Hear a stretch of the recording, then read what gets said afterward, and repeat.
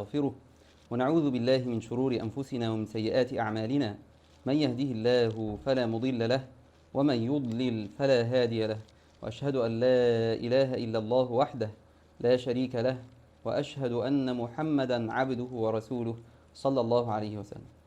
أما بعد، فقد وصلنا بفضل الله تعالى إلى المحاضرة 96 من علم السيرة النبوية، ولا زال الكلام متصلا مع بيعة العقبة الثانية، ووصلنا إلى الهدف الثالث آخر ما وصلنا، وكان عنوانه تأملات في قصة بيعة العقبة الثانية، وبينت ما في قصة البراء بن معرور من عبر، وأن النبي صلى الله عليه وسلم لم يوجه إلى قبلة الكعبة إلا في العهد المدني بعد تأسيس الدولة، وبينت المغزى من ذلك.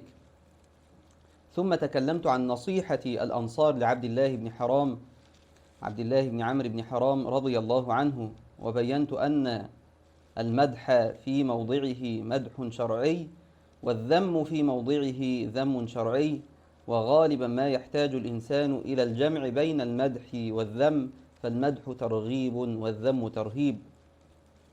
وكذلك بينت الحس الأمني والمظهر النظامي للأنصار في تجهيزهم لهذه البيعة، وانتقلنا بعد ذلك لبيان قوة إقدام هؤلاء الأنصار مع الخطابات المتتالية التي كان ظاهرها التثبيط والتخويف، ومع ذلك لم تؤثر فيهم شيئا. وتوقفنا عند الهدف الرابع، وهو دستور الدولة المسلمة.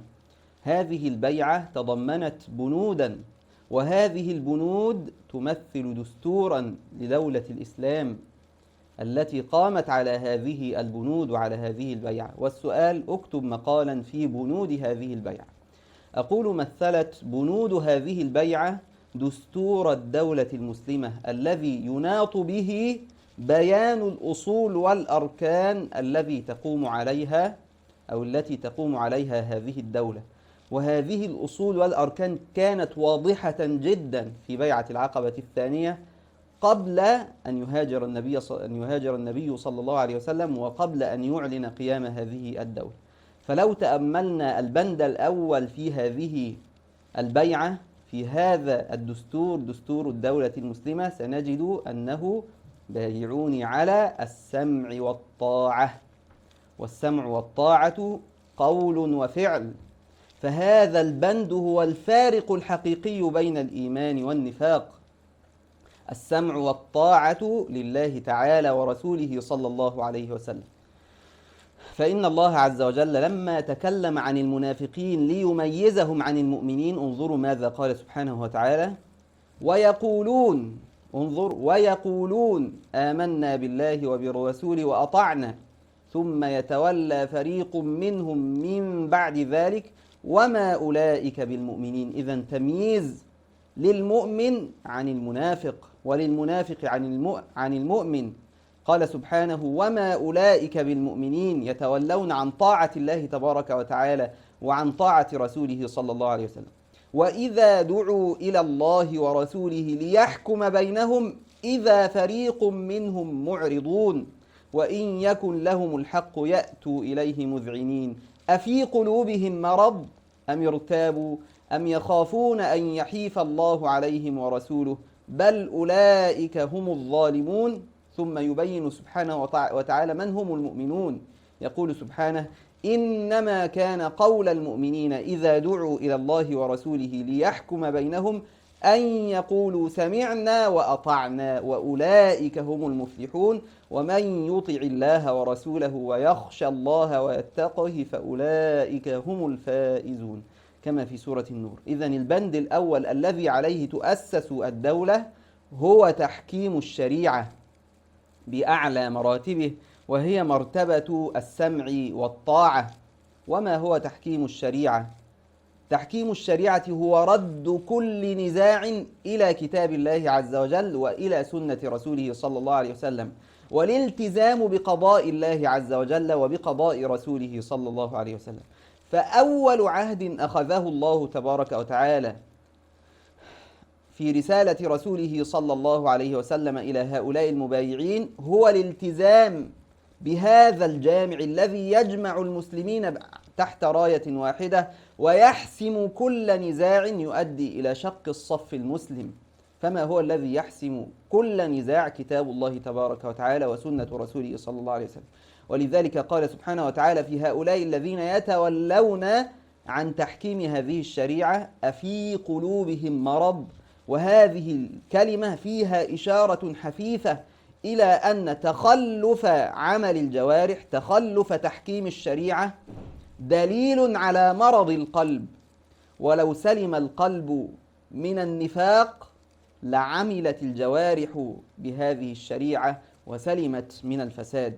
ولذلك أكد النبي صلى الله عليه وسلم هذا البند من البيعة فقال: في النشاط والكسل. السمع والطاعة في النشاط والكسل، فالكسل ليس عذرا، فتارك تحكيم الشريعة تكاسلا كتاركه عمدا وإصرارا، تارك التحكيم تمارضا كتاركه عمدا وإصرارا.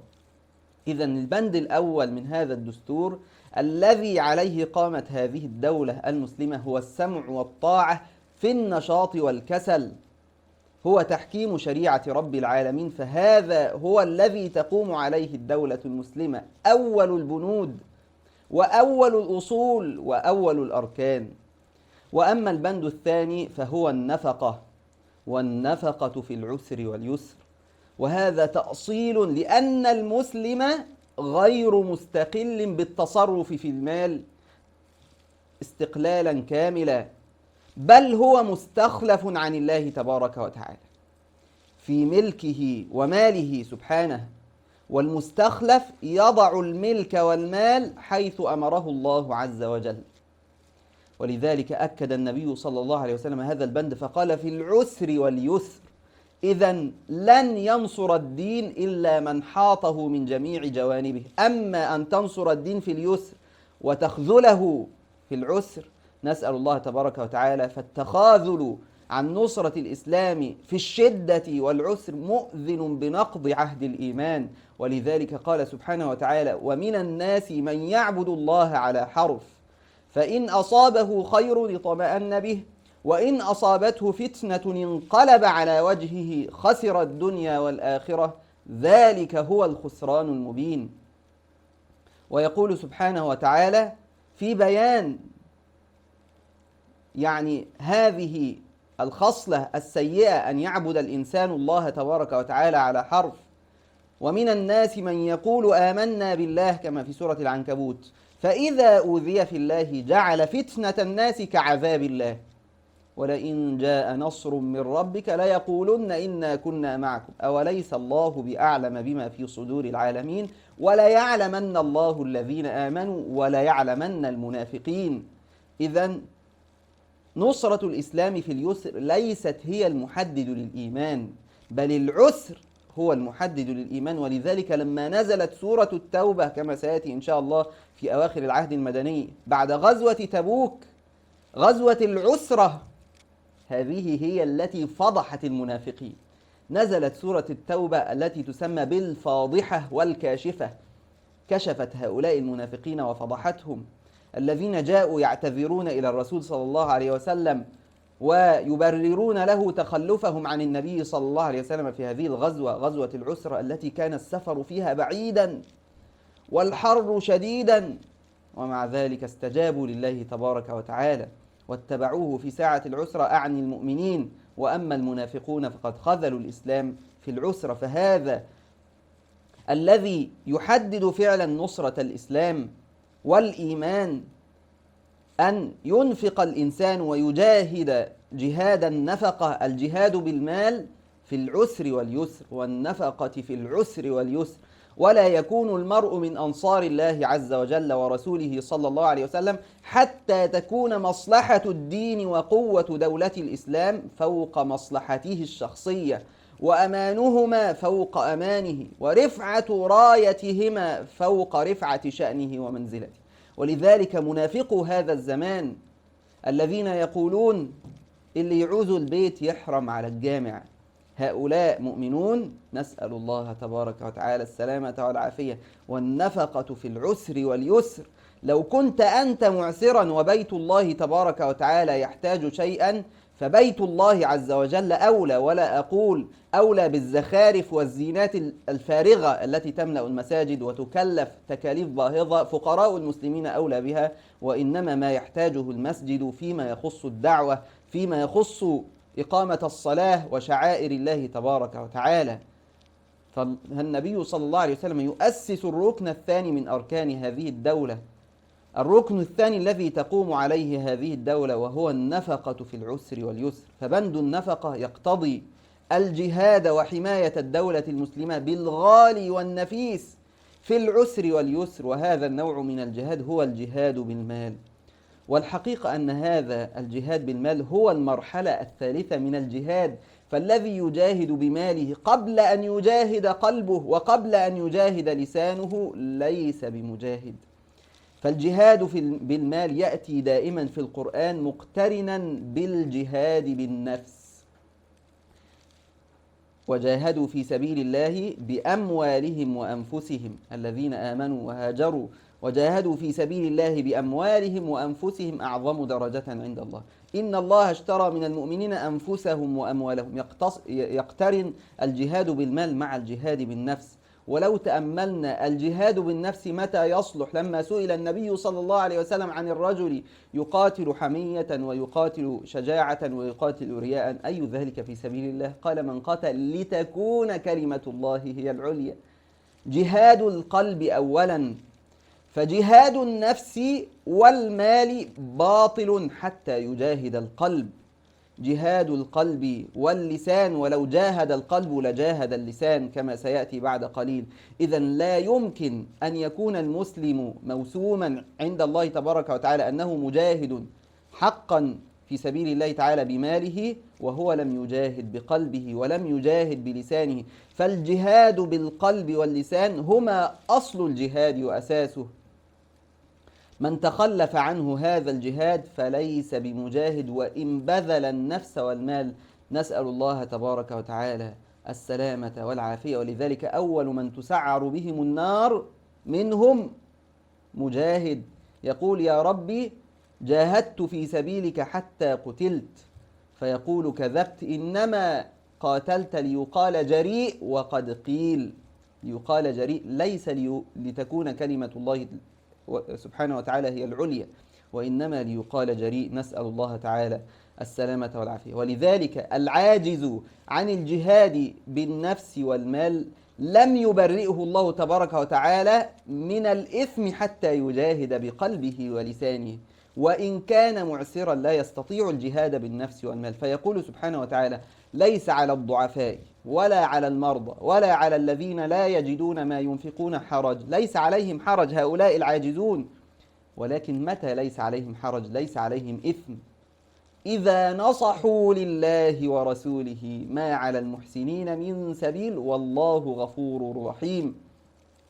ولا على الذين إذا ما أتوك لتحملهم قلت لا أجد ما أحملكم عليه تولوا وأعينهم تفيض من الدمع حزنا ألا يجدوا ما ينفقون. في الآية الأولى إذا نصحوا لله ورسوله، وبينت فيما سبق معنى النصيحة، وهي تنزيه الشيء عما يخالطه من الشوائب.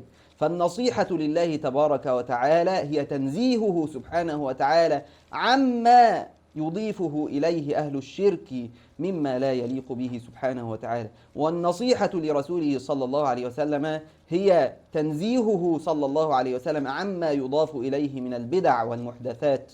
نسأل الله تبارك وتعالى السلامة والعافية. إذا نصحوا، هذا هو جهاد اللسان. وفي الآية الثانية تفيض من الدمع حزنا ألا يجدوا ما ينفقون، فهذا هو جهاد القلب، الحرص الشديد على نصرة دين الله عز وجل بصدق وإخلاص.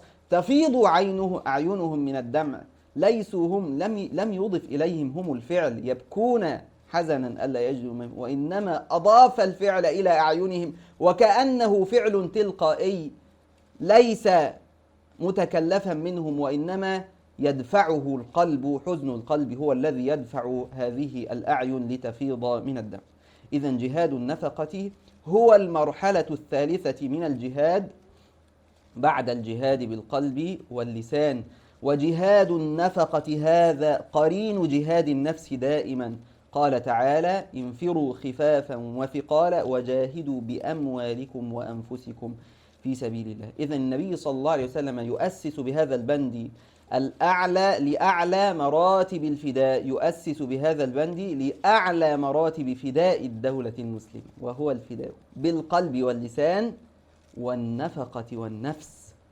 بالقلب واللسان والنفقة والنفس.